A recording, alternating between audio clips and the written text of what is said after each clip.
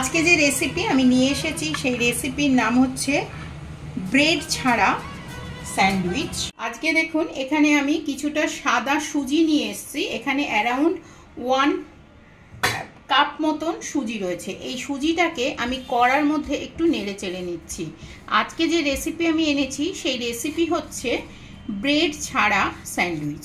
তার জন্য আমি ব্রেডের ব্যবহার অবশ্যই করব না, এবং এখানে আমি একটি সাদা নরম সুজি নিয়ে এসেছি। এই নরম সুজিটাকে প্রথমে একটু কালার কিন্তু ধরানো যাবে না, এই অবস্থাতে আমি 2-1 মিনিট পর্যন্ত এটা ভেজে নেব। নমস্কার, আমি পারমিতা, আপনারা দেখছেন পারমিতার পাক। আমি স্যান্ডউইচ বানাবো, তার জন্য কিন্তু একটা চাটনি বানাতেই হবে স্যান্ডউইচের ভেতরে স্টাফিংয়ের জন্য। সেজন্য আমি এখানে দিলাম কিছুটা একদম ফ্রেশ ধনেপাতা। এবারে আমি এর সাথে দিয়ে দিচ্ছি ভেঙে ভেঙে 3টে কাঁচা লঙ্কা। এই হচ্ছে সেই কাঁচা লঙ্কাগুলো। এবারে আমি এর মধ্যে দিয়ে দিচ্ছি 3 চামচ টক দই। এখানে কিন্তু মিষ্টি দইয়ের ব্যবহার করা যাবে না, কারণ স্যান্ডউইচের চাটনিতে কিন্তু টক দইয়েরই ব্যবহার করা হয়। একটু সামান্য পরিমাণে দিয়ে দিচ্ছি এখানে জল, দিয়ে এটাকে আমি একদম মসৃণ করে বেটে নিয়ে আসবো।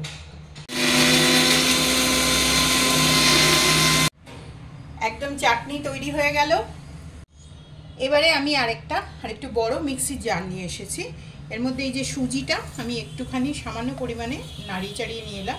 সামান্য একটু লাল হয়েছে, চেষ্টা রাখবেন আরও সাদা রাখার সুজিটা। এখানে দিয়ে দিলাম আমি 1 কাপ সুজি, আরও 3 চামচ মতন দই, 1/2 স্পুন মতন লবণ, গোলমরিচ, এটা কালো গোলমরিচ 1/2 স্পুন মতন। এরকমভাবে বেটে এসেছে।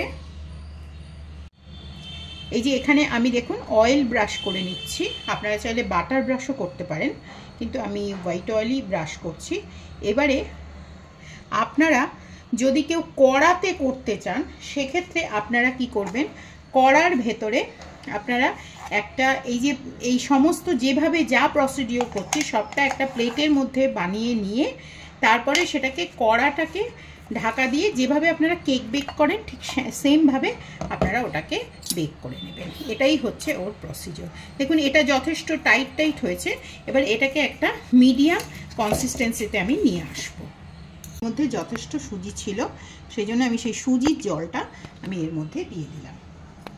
একদম সুন্দর করে সুজির জলটা দিয়ে দিলাম। কিন্তু এটাকে আরও সফট করার জন্য আমি যেখান থেকে দইটা নিয়েছি, দেখুন এই যে এখানে দইয়ের বাটিটা আছে, এই দইয়ের বাটিটা থেকেও আমি আরও একটু জল দিয়ে, এই দইয়ের জল এবং সুজির জলটাই কিন্তু এটাকে একটা স্বাদ দেবে, সেজন্য দিয়ে এটাকে দেখুন আমি এর মধ্যে দিয়ে দিলাম।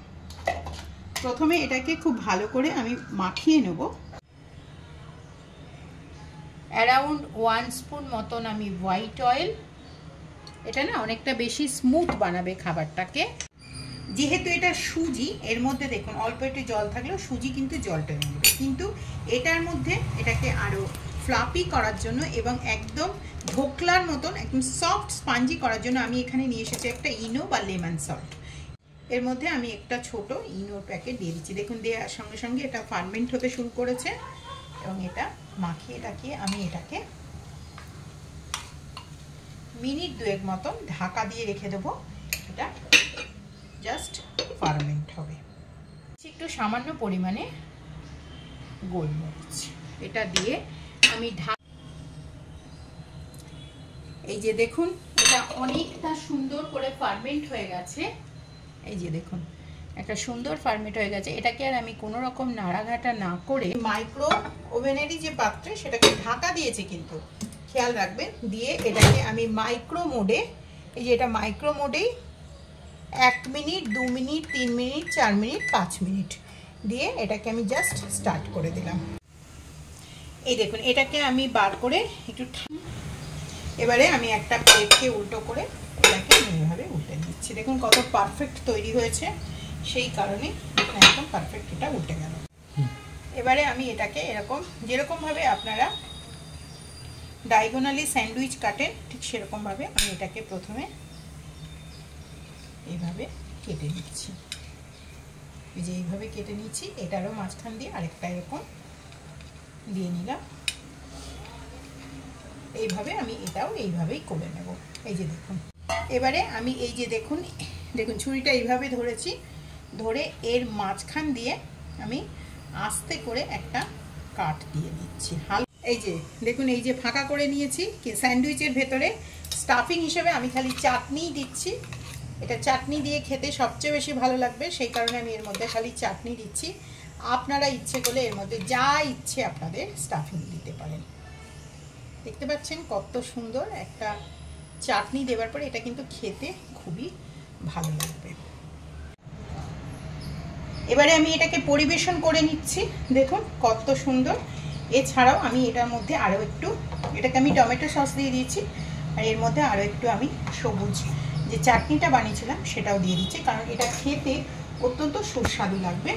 একটু সামান্য পরিমাণে ওপর থেকে দিয়ে দিচ্ছি আমি লবণ, এই যে, আর দিয়ে দিচ্ছি আমি একটু সামান্য গোলমরিচের গুঁড়ো। এটা একটা অসম্ভব সুন্দর রেসিপি। আশা করি আজকে আমার এই রেসিপিটা আপনাদের ভালো। আগামীতে আমি ফিরছি আবার একটি নতুন রেসিপির সাথে।